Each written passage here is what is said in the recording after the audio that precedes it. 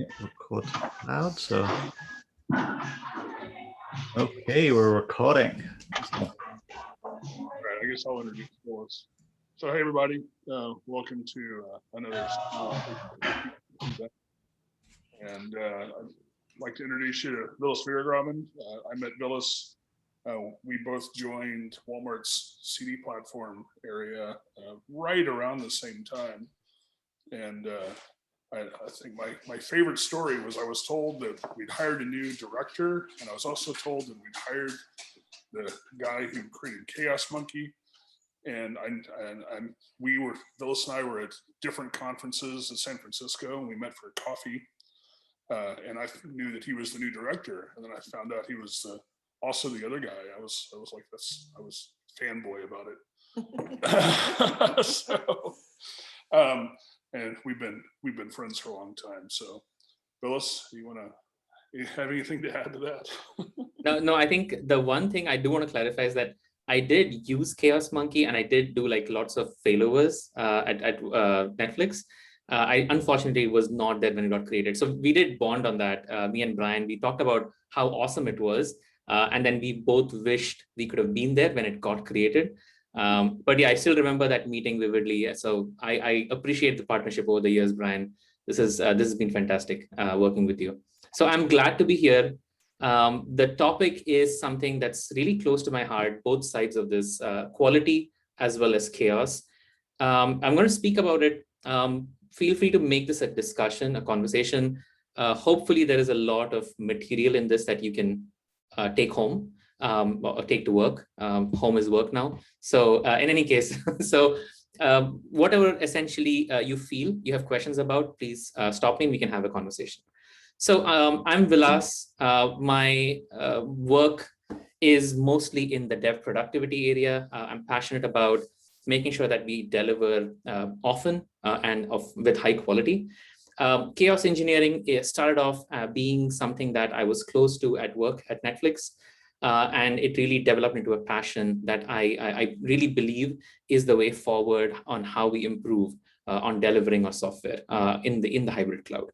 And performance testing and analysis is something that I think when I was at Walmart, we really started going mainstream on doing that and seeing the benefits of it in terms of cost. So overall, the journey that you see down there, that's the journey I have had in the past. And right now I'm at build.com trying to learn and figure out like what's next. And by the way, for those who are curious, that t-shirt is a shameless plug for an open source tool that was developed at Walmart, Concord.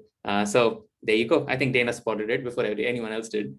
Anyway, so let's move on. So this is my end goal with this presentation today, is to motivate the concept of maintaining a high quality application ecosystem where failures in infrastructure and dependencies causes minimal impact to the end user experience. So this is the end goal. We're going to try and find our journey together through this talk on this.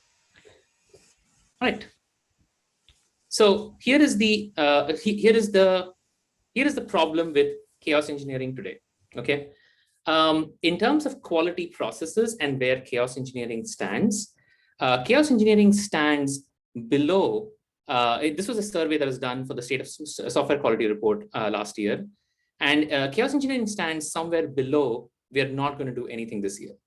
And that's not a very good place to be.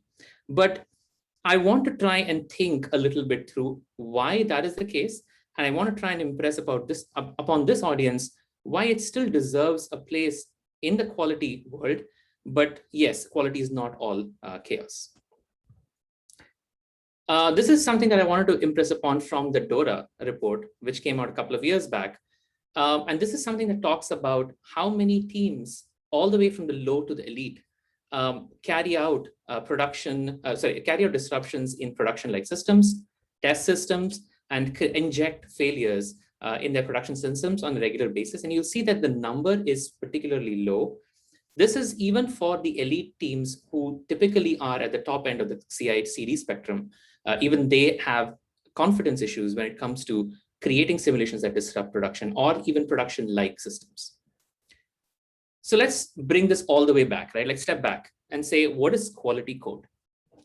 So I marinated about this thought for a while in my head, and then I came up with some thoughts about it, right? So this is what I would call quality code. Quality code is well tested. It has superior performance in all the ways that you could define performance.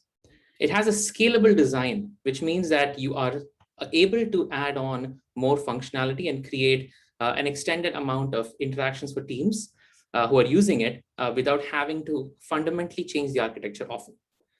It's portable, which means it can move from platform to platform, from web to mobile and so on, based on the changes in the kind of interactive surfaces we have. And it's compliant and secure. In today's day and age, a lot of industries work in extremely complex payment environments and SOX compliant environments. And so compliance and security is important. So this for me and for a lot of folks would resemble quality code. Quality code is also something that we would assume follows a sort of a CICD, a continuous integration or a testing philosophy, a continuous deployment philosophy, where you deploy often. You go through planning, you code, you make sure that you're verifying all the expectations from the code are existing correctly. You profile it. When I say profile, I mean performance testing, etc. And then you eventually deploy it by tuning the model. And then eventually you monitor things in production and you bring it back and you start planning and coding. And so this iteration continues. So during this cycle, where does quality lie, or what are the steps in quality, right? So this is typically how we see the stages of testing, right? So typically there is design verification, stakeholder review, there is lots of testing, there is integration tests, end-to-end tests. Finally, we have performance tests. We probably inject a little bit of failure to see if the code is resilient. We do some acceptance testing. We do some UI checks. We do some replay analysis, log analysis. We deploy a canary. We size what we need in the production environment. Finally, we tune everything correctly, including config, and then we deploy it, right? So this is the overall picture. And this is what, to me, represents the overall picture of quality, right? There is obviously a cost to the test. So what I have not included in that figure, which we will fix now, is how much does it cost to have a test written? And quite obviously, as you may already be aware, it's more and more expensive as it gets down the line, right?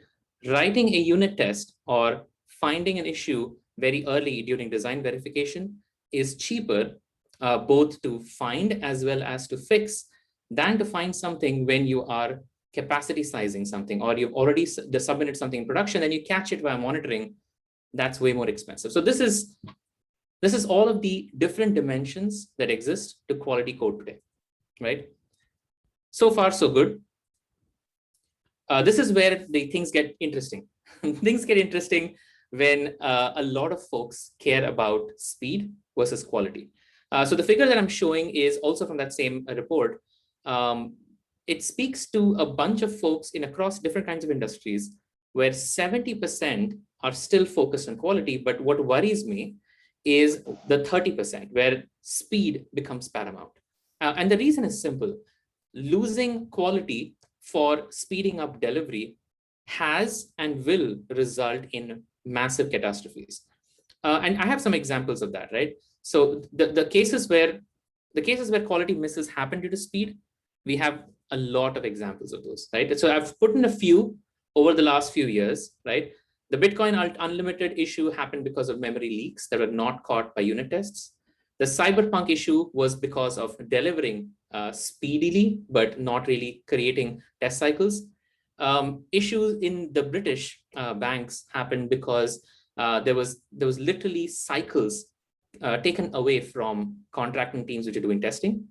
And then obviously we've all seen it, or at least heard some of our friends go through issues with the Nest thermostat every time Google has a hiccup. So all of these are actually examples of quality failures because of functional tests being missed, not necessarily chaos tests, right? So this is important for us to know, that how important testing itself is. So obviously, I don't have to say this word out loud. We've all been there. We've all felt this. So this brings me to the theme of today, right? Which is my first point today is that I don't believe quality is just what I said before. I think quality, in my opinion, is customer perceived illities of your product. And what illities are those? It's reliability. I want to make sure that I consider the service to be reliable when I need it. And reliable doesn't just mean it's available. It could be available, but not functional. Reliability means both, right? Usability, is it usable for my need? Is it easy enough that I understand and am able to interact with the UI and the UX appeals to me? Predictability is the sameness. I know exactly how this site works or this application works, and I should be able to use that iterate every time the same way.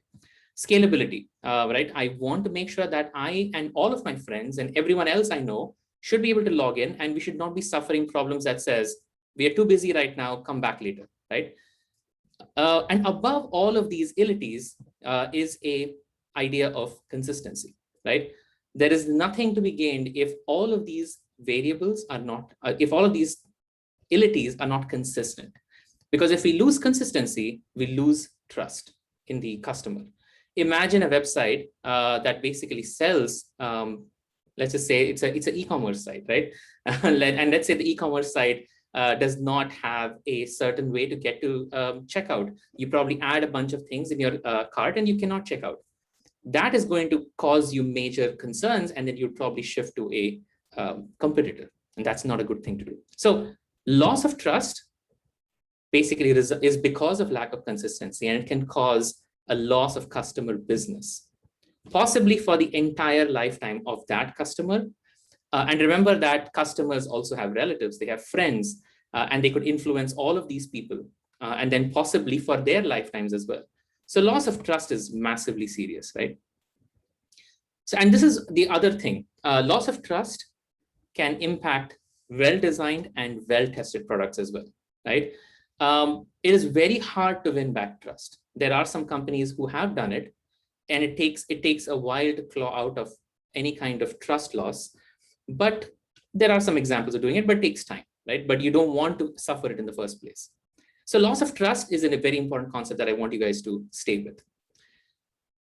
So let's, I think Google is being a little, okay. So this is what actually creates another variable in our entire quality exercise, right? The public cloud.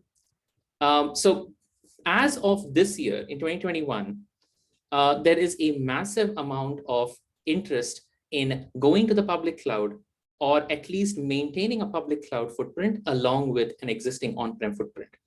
And if you look at the graph on your right on the screen, you will see that more than 50% companies are spending between like 2 and greater than double-digit millions to make sure that they can actually go and exist in the public cloud. And this is not a small number to sneeze at. So public cloud is all well and good, right? But the truths about public cloud is that downtime penalties are massive, which means the moment public cloud is down or something that you depend on is down, you essentially as a service cease to be able to provide the SLAs and the quality that you have promised the end customer. Hybrid cloud is probably the end game, as we saw an increasing number of companies want to hedge their bets on the public cloud while maintaining an on-prem presence. And the final number is what is subtle, which is redundancy in the past. When I say redundancy, I mean throwing more servers, throwing more CPU or memory at it. The problem, this used to be the use case, like, yeah, throw some more servers at it, it'll probably scale. This is not the complete picture anymore. There are lots of fine print that go along with cloud providers, which does not allow us to create redundancy as we need it. So far, so good. I'm just going to pause a little bit to see if you guys have any questions. Nothing yet. Everything seems sane-ish. All right, cool. So here are the variables. So what I'm trying to lead towards is I'm trying to see if quality by itself, especially in the domain that we are in, where we are in the public cloud, we have a need for releasing faster and faster, but at good quality. How is that satisfied today, right? So these are the variables in the cloud. right? Irrespective of your application being well or architected, the network layer, the infrastructure, which is the CPU, memory, the disk IO, everything else that's related to the VM itself, the load balancer configurations that transmit that send the traffic to your VM. For the failover capacity, if you wanted to failover, do you have capacity, right? And even if you had all of those, if the network is fine, if the VM infra is working fantastically, the load balancer is working great, failover capacity exists, right? The biggest problem that teams face is not being able to do a cold start. And a cold start means that your web application or your application server takes time to start up and to accept traffic, right? All of these are variables that come in the way of your SLAs being met and hence contribute to quality issues. So now we're considering all of these, and the only way to look at these variables in the public cloud to be able to ascertain quality is chaos testing. So chaos testing very broadly answers this simple question, right? Is the product resilient? Resilient to what, right? And that's what the next slide should be. Okay, before I go ahead, so we know what chaos testing is, right? And we know what game days are. Game days are when we schedule something that the entire team can participate, cause out issues in production-like environment, so we can fix it and check if our playbooks run okay. My claim is that scheduled game days are not enough if you wanted to do chaos testing, right? So what is enough, and how can we check all those variables and actually run tests in our pipeline? So you've seen the pipeline chart before, and here is how we can actually do this in our CI/CD pipeline, right? During the verification, profiling, and deploying steps, everyone should be able to, there are tools available today to be able to do CI/CD pipeline experiments where you can set up mock servers, inject failures within those, right? Even within the mock server responses, you can inject failures to be able to create an imposter that doesn't work the way you expect it to be. See if your tests are catching it, see if your code is having fallbacks that can work well, right? In the profile, you're doing performance analysis, right? Performance analysis is meaningless unless you're able to stress the system in the functional ways as well, right? So when you stress test the system, you're typically adding a lot of virtual users that can request something, a payload from the service. But imagine if you cause an issue to the service or its dependencies and then produce this, right? You're getting a varied amount of dimensional ability to see exactly what happens in your service and educate yourself on the service as this failure gets into dependencies and infrastructure. So those are CI/CD pipeline experiments, failure injection tests, right? Failover exercises is when you have enough copies of the service to be able to provide a seamless experience for any traffic that comes in, getting to either service. So there is a lot you can sort of learn about this, as I have, mostly from Google, or just testing it out on a service in production, that you can maybe just check out a GitHub repository of an example service and try it out as well. But these are things that we can do in the pipeline, and you don't have to do it in a offline way on production only. This can be done in pre-prod as well. All right. Before I go into the key metrics, I wanted to pause here to see if there is any questions you guys had here, and then I'll move on in a couple of minutes. You know, you touched on something I thought was kind of cool that honestly I had not thought about before, was using, you know, I stress a lot about using imposters for dependencies, but injecting an imposter that's unstable or sending you bad data as part of that flow, I think is a cool idea. I just wanted to kind of, if you wanted to, could you expand on that a little bit? Definitely. So I'm obviously, Brian, you've used Mountebank as well. Yep. So I have used Mountebank to be able to take a standard response and mutate that response, right? So imagine, if you will, you already have captured recordings on the wire to basically have a mock made available. You could go in and you could just have a tweak to that mock. You could have just a simple JSON parsing script written in Python that can just go in and tweak the responses to be able to inject a specific kind of failure, right? It could be input type, so to check validation. you could have input type based tests, right? So you could say, instead of accepting numeric, can you also put in like alphanumeric and see if it rejects it? Those kind of failure checks are easy when you want to do integration level checks with, for example, let's say the login page, right? You go into the login page, you type a password that's 2 characters long. With something like Montebank and maybe with a combination of mocks, you can actually try and test that in a failure scenario where the failure is, oh, I can't connect to the service, right? What's the fallback then? Does login work correctly, right? Does it give you the right response? Does it send you through the right paths? I think Steve has a question there. Steve, I think you're still on mute. I can't still hear you. Can you hear me now? Yes. Okay, sorry about that. Thanks. So this is really interesting. I like the Montebank. I just looked it up. So replaying, I like the idea of replaying messages that came in and came back out, seeing if you're getting the same response. But you have to still deal with state. Like in order to get, you know, repeatability, it has to start at the same known state. How do you sort of deal with that? Right. So I think that comes with the setup as well, right? So for example, you would have to work on the setup of that software. So the same way that you would do, for example, typically you would have a golden data set or a well-known data set pumped into, let's say, the database, right? So let's imagine for login, you have a well-known set of sample users that you would put into the database, right? So that's your starting. Right.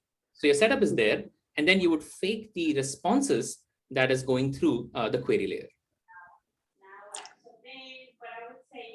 Yeah, but I mean, but if you're doing it and you're copying from production, the state is whatever happened to be the state in production at the time.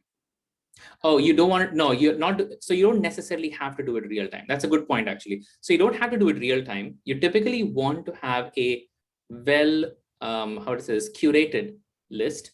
In addition, you don't want to also copy production data directly because there could be sensitive data, right? So you want to make sure that you are doing transformation, keeping that gold. So the idea behind golden data set is a completely new, how would I say this? Like it's a new vertical that I can talk about as well for like another half an hour. No. But that's essentially how you will be able to get a setup that you can record and learn every week and improve upon essentially over time. Okay, I'll let you continue. I have other questions. Yeah, but let's do this. Let's come back to this once we're done with this. I would love to talk a little bit more with you on that. Cool, awesome. All right, so this is great. Frankly speaking, every part in this has a lot of information. There's a lot of reading that we can do and we can discuss together. So let's take this as a starting point. We can definitely take on discussions offline. So we're all familiar with some of these metrics, right? So mean time to detect, mean time to recover or resolve or restore, however you want to say it, the mean time between failures, change failure rate.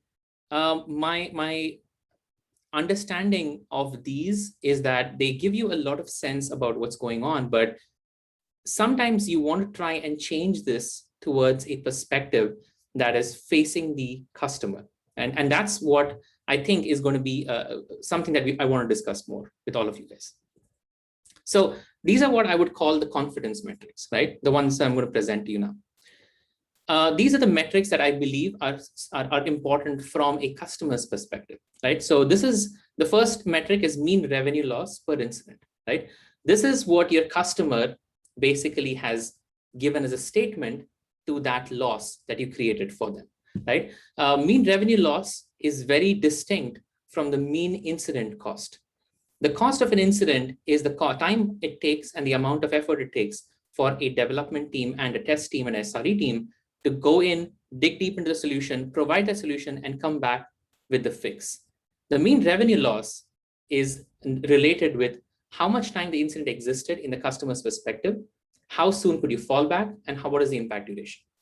So the revenue loss itself is very different from the incident cost. The incident cost in some cases could be higher than the revenue loss, or some cases it could be dwarfing the revenue loss, even though the incident itself went on for a long time, but the actual incident from the customer's perspective was short. So that's the first metric here, right? The second one is average customer impact duration. So this is how much time did the customer suffer a meaningful outage to their customer journey. This is not the same as how much time your service was down. right? This is not the downtime or the mean time to detect. So this is not MTTD plus MTTR. You could essentially restore or recover the service, but the customer's impact may still not be mitigated. Or the customer's impact would be mitigated by a fallback, but your service itself has not recovered yet. So this is a different measure that's not the same, right? So it would be different metrics that you would measure to see if the graph of customers' transactions per second or the successful transaction second that they intend to goes back up to the regular trend line that you have week over week or month over month. I see some questions, or at least some some sort of bulbs going on. So I would love to pause a little bit and then discuss and then go forward.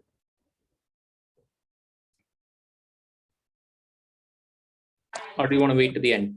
So could you help me unpack the average customer impact duration? And it's not like mean time to detect to mean time to restore. Yep.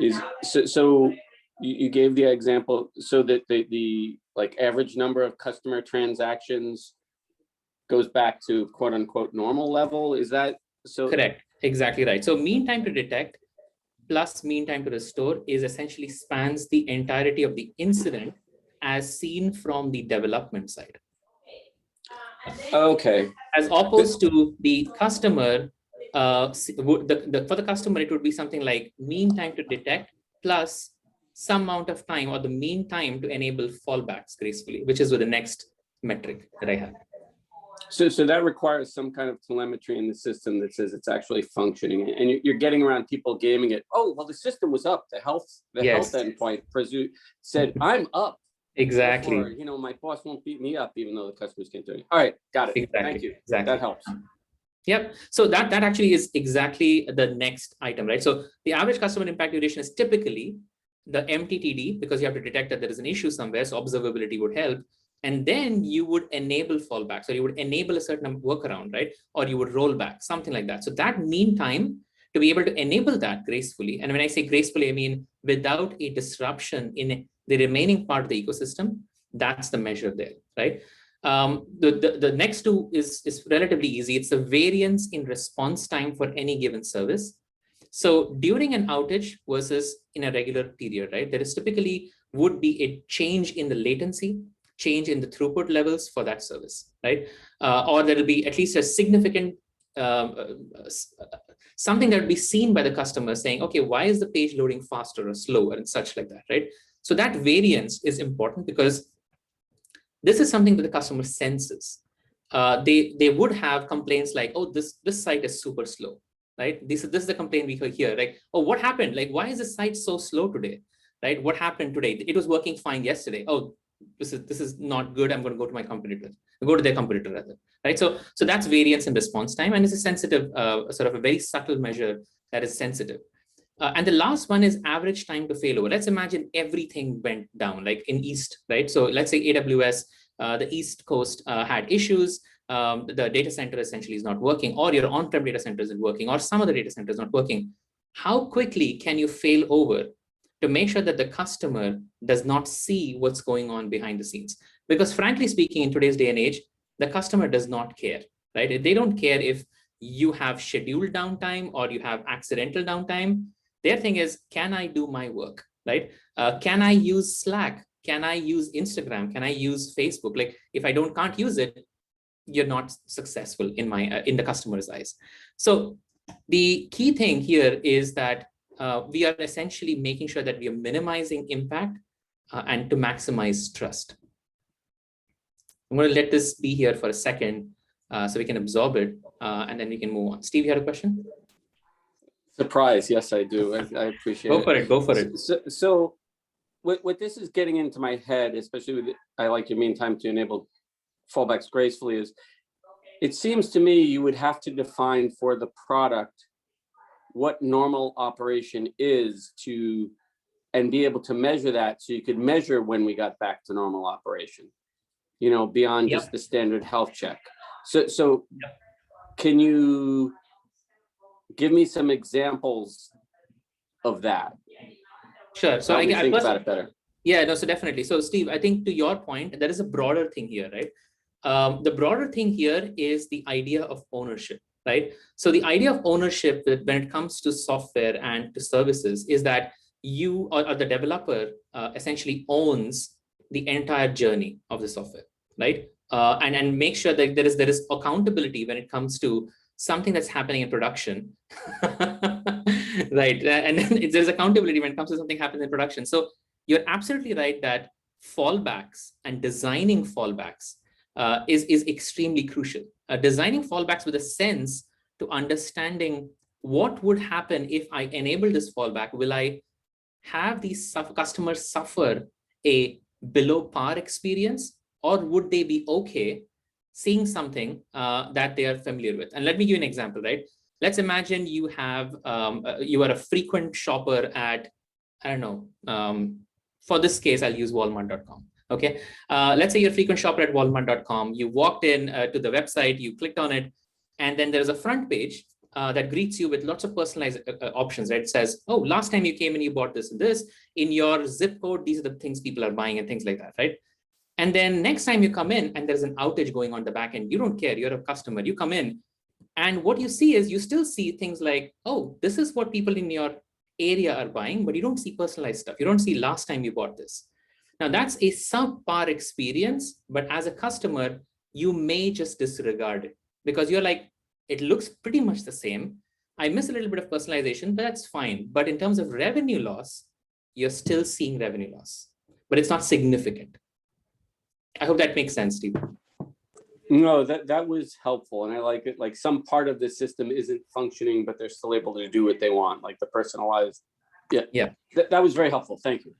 If I could add to that just real quick, as I'm looking at this is really, really helpful to think about, because when I think about customer, and working in like either our software development side of the organization or like our infrastructure and ops, we think about customers like internal facing. So you have like, your sales organization or your product organization or what have you. But then we have our external customers who are the ones who are actually using those products. And, I was thinking about revenue impact.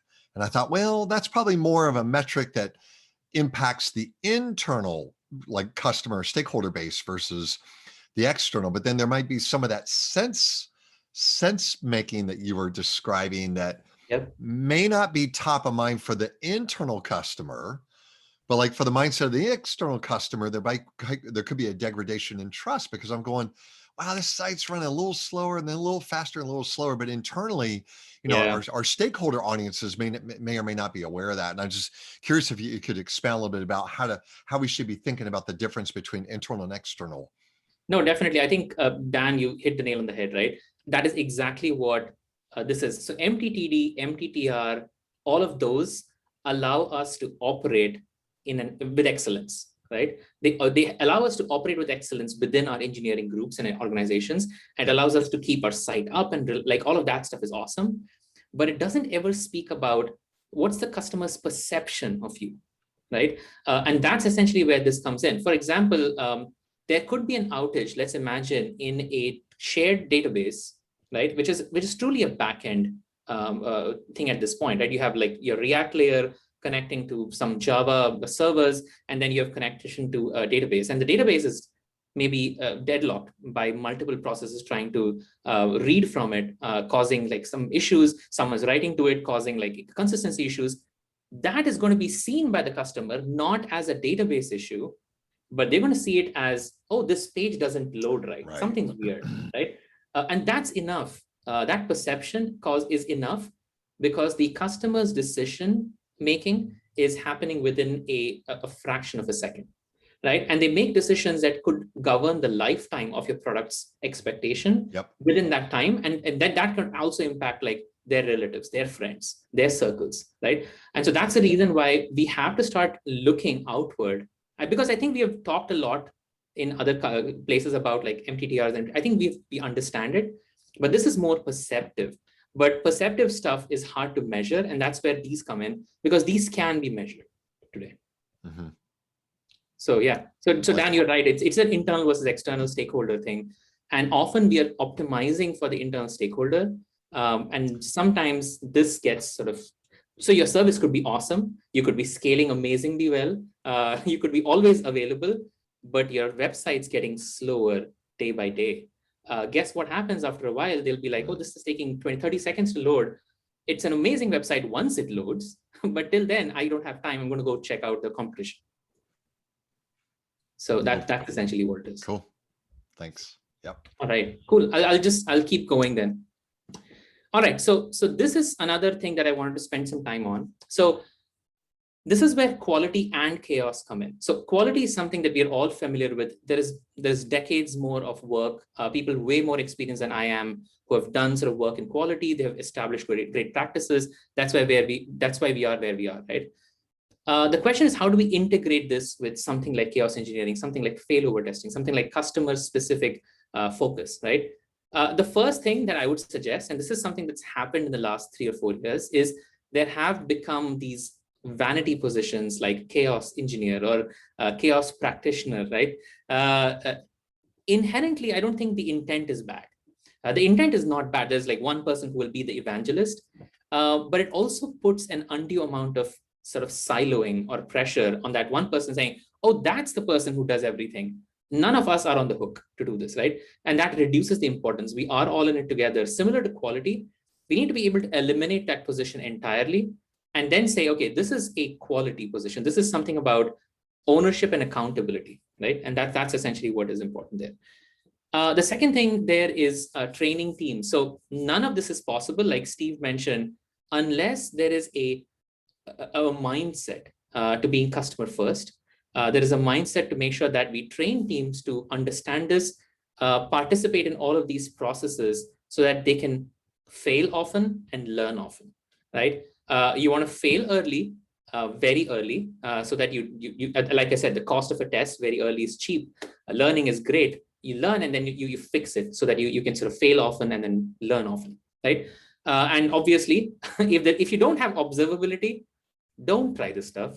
It's not for you. You have to make sure there is enough telemetry in the system that I didn't write this down, but this is something that I think we should all observe is if there is no telemetry in the system, you should be measuring it by, can you detect a P1 within the SLA of a P0's response? So a P0 typically is a business stalling event. A P1 is typically a business event that's high priority without workarounds. So if I say that I should be able to detect a P1 or an on-call should be able to detect a P1 issue within the timeline of resolution of a P0, at least. If we can't do that, then we don't have observability. That's just a good check for yourself to ask your teams. Hey, Steve. I love it. Spot on. How do you, I struggle with getting teams to put in the observability and telemetry they need, but sorry, keep going. Yeah, I'm going down a rat hole. Responsibility and suddenly observability and telemetry become important. Exactly. And I think without observability, no one should be engaging in trying to inject failures to see what's happening, right? You are certainly going to fail. Don't try it. The last two is sort of simple. It's like you don't want to have on-call that is reactive. You do not want an engineer, no matter how experienced they are and how much of a sort of veteran they are. You wake them up at 3 a.m. in the morning and there is a VP on the call. They are not going to do well. They will lift their phone. They'll be trying to find the playbooks. They'll be searching through Confluence. They'll be searching through their past Slack channels.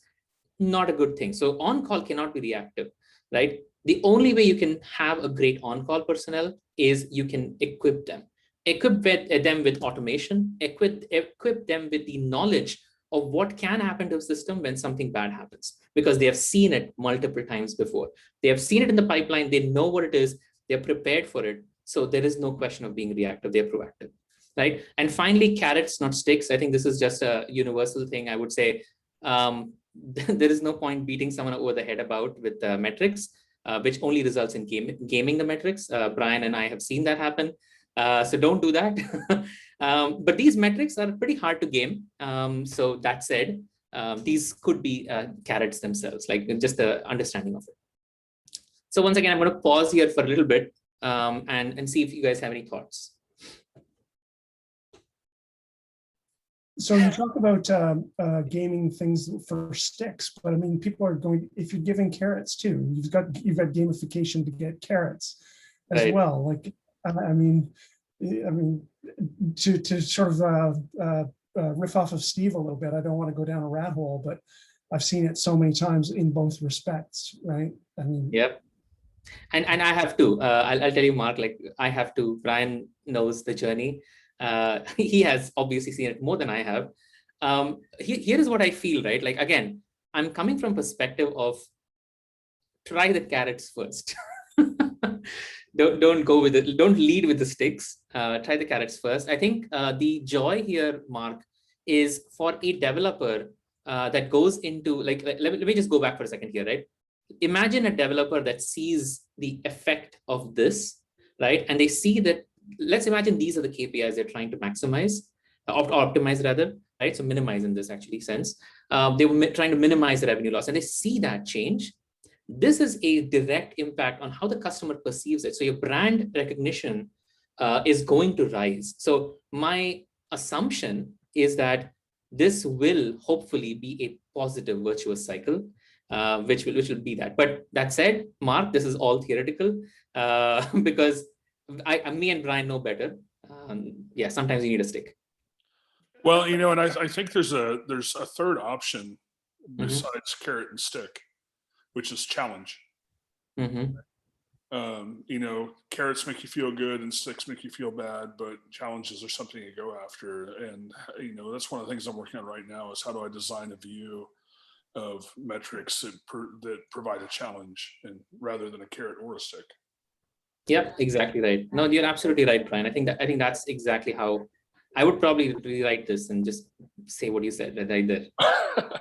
Well, perhaps too, you could consider adding to this. And I had some discussion on this on Twitter recently where it was like, you know, you have carrots, sticks, you have other options. One's sort of this intrinsic motivator where you could have an actual customer, you know, come into an area to really talk about, like, not talk about the metrics, but talk about, you know, how the experience has improved for that person or that group, so that, you know, engineering can hear that directly from people who are impacted by you know, the work that they're doing to improve quality overall and make that kind of perception change. But hearing it from people directly can be, especially, I know we've done that. We've done that internally, where there's been sort of a perception improvement in terms of the quality of service provided, you know, to our customers, which ultimately reflects on our stakeholders. And our stakeholders will come into like our, you know, our enterprise technology shop and they'll say, wow, here's what we've seen. Y'all are great. We appreciate the effort. I mean, that goes a long way. Exactly. Hard to measure. I mean, you can certainly quantify it through, you know, some ways, but that intrinsic, you know, kind of, hey, I'm really making an impact can be a good motivator too. You're talking about pride of ownership, Dan. That's exactly what challenges tend to. Yeah, I was thinking the same. Yeah, like Brian, what you were saying about challenge. I think pride of ownership is, I would say it's hard to measure. There may be, it's because it's not a first level metric. It's a second level or third level derivative of metrics. And those are hard because you can't really sense pride of ownership increasing or decreasing. It's a little bit like NPS and how you interpret it, right? Like it depends on how similar. So that's hard. But that said, Dan, I think pride of ownership is something that's inherent to an engineer's retention, right? So if they are going to be in that thing and then they're saying, you know, I love to come to work every day, I want to contribute more. Manager one-on-ones can probably be one place where you see that, but other than that, it's hard to measure over. Agreed. Yeah, I mean, it's hard to measure swagger, but a team definitely feels swagger. Got some swagger. Oh yeah, totally. Yeah, I love that. Like exactly. It feels good to be good at it, you know? Yep. That's exactly right. Yep. That's a whole nother conversation about measuring. Precisely. Yeah. Cool. Thank you. By the way, I did want to touch upon something that Steve mentioned in chat, and I agree with it. One of these vanity positions is Agile Coach, and I'm all for banning it. Yes, that's not a thing. I think the idea is that you have partners. You could have Sherpas or something like that help you along the way. but there's no one who's going to be doing that for you. You have to sort of learn how to fish and then do it yourself. So I agree with that. So one last thing that I want to mention on this is continuous deployment this is again, all of us probably know this, and a lot of things have been said about it, but continuous deployment is meaningless without quality. You could be deploying super fast, but that's not doing the job. You're not setting your team up for success. You're not setting up the customer for happiness. You're not setting up team pride either. So it's an overall lose-lose. So don't do it. So just very quickly, a summary of what we talked about a little bit, and then I'll open it up to questions and discussion after this. So the key takeaways is quality, as I mentioned, is a holistic target, but I also want to impress upon you how we reframe this thing, right? So remember that we started talking about quality as being everything about code, well-tested code, reliable code, all of that stuff. And then we turned it around into a customer perception because customers perceive a company's view as saying, okay, oh, that website or that application, it's always such and such. And they've already made up their minds. They've created a persona for that, right? Those perceptions are what are going to be quality when it comes to usage, improvement of like monthly active users and things like that, if that matters to you for that application. It's because the customer really cares. So quality is not a target that's only for internal stakeholders, like Dan put it, right? And I completely agree with that. So how can we make it better is where chaos testing comes in. Chaos testing is really not being used at all as part of quality process. As you saw, that survey is quite revealing. So if we do apply it correctly, we can actually optimize the customer-centric sort of metrics because it protects trust, right? Keeping trust and building on that trust is one of the most expensive things that any team can do. No marketing team and no sales team can promise that. It can only come with extended use and maintaining customers' trust, right? And finally, the last point is what I have been sort of talking about this whole time is we have to reorient around the customer-centric metrics because that is essentially what is going to give us a sense of quality. And that's where chaos comes in. So when I talk about quality being more than chaos, it's about introducing chaos, but quality is more about how the customer sees your product and works with it and sort of puts trust in it with their money, with their time, with all of that stuff, right? And that is all I had for my thing. So I'll open it up to questions. That's great. Thank you, Vilas. Yeah, Vilas, that was awesome. Thanks. That was awesome. And Thanks for having me, guys. Thanks for having me. And just going back on quality, I mean, this is something that I'm always ranting about. Vilas, I rant occasionally. Sometimes I've never noticed. I've not noticed, Brian. You've not noticed me rant, yeah. Is that everyone thinks that you can predict quality, but quality is subjective and determined by the user, not determined by how close we are to the specs. You can't test for quality. You can only test for poor quality. Yep, exactly right. The Yep. quality assurance. Nobody can assure quality. And it should quality. Yep. And which means that the only solution is to get it to in front of the customer as fast as possible to find out how wrong we are. The customer is your QA. That's what you're saying, Brian. Well, I mean, the customer, the customer is the last segment of QA. Yeah, agreed. Yeah, and by the way, the customer is going to be your biggest critic and your biggest supporter when it comes to it, right? So that is essentially where this talk, hopefully, one thing you guys can take away is that last line, right? Like I think all of us work in areas which are extremely sort of sensitive to customer-facing interactions. All of us do in today's day and age, right? There isn't any company that does not do internet-facing work. And that essentially exposes us to that customer.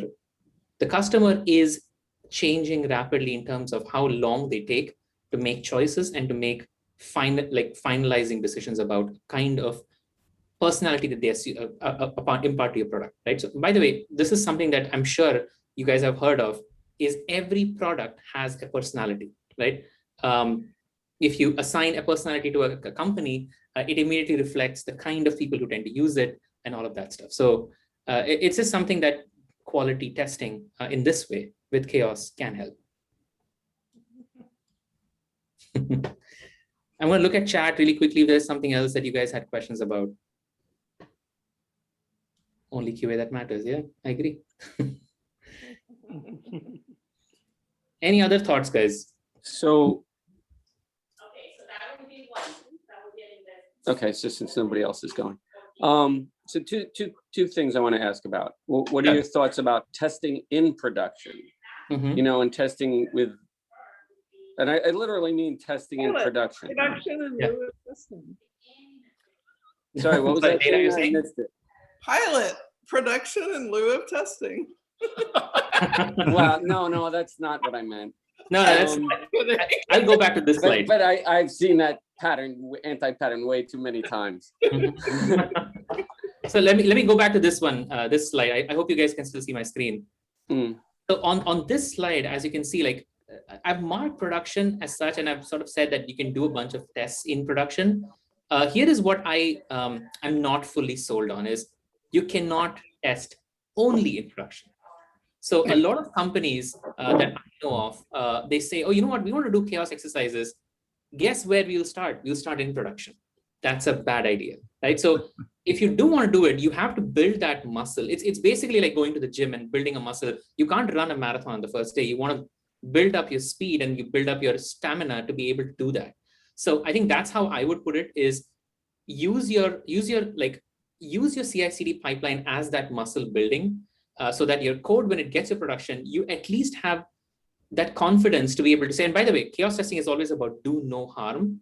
So if you know something is going to go wrong, you cannot knowingly cause harm to you can't just shoot your own foot, right? Don't do it. You would want to go back, make sure that everything is fixed. And when the hypothesis is, oh, I can fail this, but my system will work. That's the hypothesis you start with. And then you could prove or disprove that hypothesis. Okay, I'll go down that path. So what needs to be necessary to know a team is ready to test in production? I think that is essentially where you would have to gauge specific metrics, like I said. So these metrics, if you go back to these, right? Let's look at these, right? So if you look at this, think about the mean, like look at these three, right? Because these three you can ascertain even in a staging environment. This is not production specific metrics, right? So you could look at how much time does it take to enable fallbacks if there is an issue. How much does my response time vary during an incident versus not, right? And how quickly can I fail over, right? If these are, and I don't know the numbers, it vary greatly depending on the system that you guys are running, but this is where it will give you confidence, right? Obviously, all of these you would want like minimum numbers here, right? Minimum variance, minimum average time to failover, and things like that. Just as a data point, in 2017, when Netflix did a regional failover, they did a failover within 6 seconds of their entire region, right? So that is phenomenal. I wouldn't say that. I think there was a lot of focus on that, but that's something that you would say, okay, that gives me confidence. Now I can try something out in production, and guess what? I can recover really quickly or cause the least amount of damage to these two metrics in production. I hope that helps. That helps. I guess I was thinking,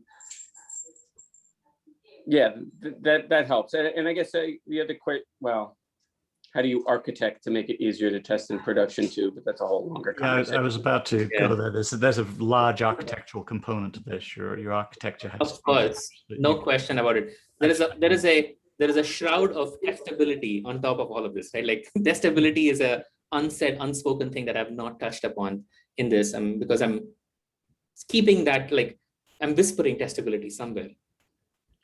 No, and I think that's something that everybody should focus on, is that if we're not thinking about testability, our architecture probably sucks anyway. Yep. Yeah. If you've got tightly coupled stovepiped things with hard-coded IPs talking to each other, and then I think, yeah, at that point, yeah, you're not taking things down in production accidentally. So much of this is not just around, you could have a perfectly architected application on not very well architected infrastructure, Sure. that will completely limit your ability. It doesn't matter how well your application is architected if your infrastructure isn't architected the right way. And I think, Dana, the truth there is that the more we start depending on a hybrid system, right, where there is a public cloud and there is a on-prem cloud, you are essentially dealing with two very different variables. So architecting for one versus the other itself is a very different ballgame. Because with the cloud, the expectation is 5 nines of availability, which even some folks might claim, but the impact that the smallest outage does on your system is hugely, hugely, how would I say this, brand value losing for a single incident, right? Like for example, like with Netflix and with others like Slack and the other examples that I showed here, there have been cases where these outages have mostly been because of simple issues. None of these are like cloud specific, by the way. Just to be clear, I did not pick a cloud outage that caused this, including the net thermostat. This was not a cloud outage. This was actually a quality outage that happened because of functional misses. But there's a whole bunch that happened because of cloud outages. And that's where it becomes challenging, right, Dana, to what you're saying.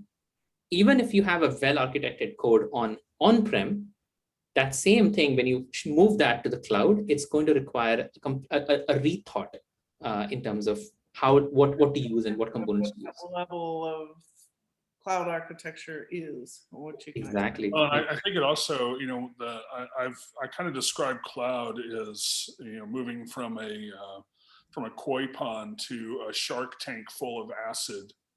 And really the reason why is because, you know, if I'm on prem and something goes wrong, I can at least start screaming at my coworker. Yeah, I mean, why do you think, Brian, why do you think this is why people are still on public and private? That's why the hybrid model is going to be where we end up, right? The end game is not going to be everyone in the cloud. It's not going to be everyone on-prem. It's going to be hedging your bets both ways. Yep. So, all right, I'm going to stop sharing, guys, but this was awesome. And let me just do this. Let me leave you guys at the last slide. If you guys want to reach out to me or have a conversation, let's do that offline. Yeah, is there any chance of us getting your deck, Vilas? Oh, I will share that out with you and Dan, and then you guys can share it with the rest of the group. Awesome, appreciate it. Thank you. Cool. Awesome. Excellent talk. That was great. Yeah. Thanks for having me. Thanks. Thanks very much. Thank you. It was a great presentation, Vilas. Thank you. Thanks, Sai. Yeah. All right. Thank you so much, guys. Yeah, I'll look forward to the next one.